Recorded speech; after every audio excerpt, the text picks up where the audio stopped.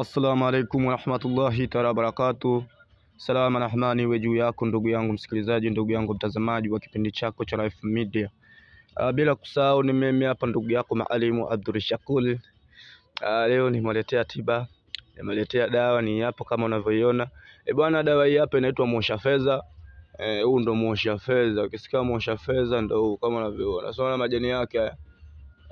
Huu ndo Mwosha Fedha. Utachukua ya majani ndugu yangu, utatumia ya kukoga. Majani utatumia kukoga.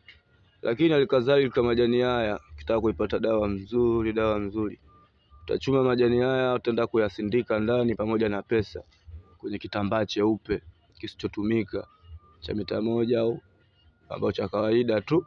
Unachanganya dawa yako hii, unachanganya kwenye kitambaa, unaisindika ndani pamoja na pesa, tena siku hata 7.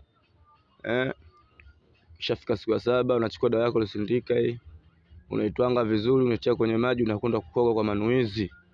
Nakoga kwa manuizi. Alikadhalika unaweza kaongezea hata na chumvi ya mawe. Itakuwa ni kitu mujarabu kabisa. Huu ndo Mwosha Fedha ndugu zangu, kama mnavyoona. Unaitwa Mwosha Fedha.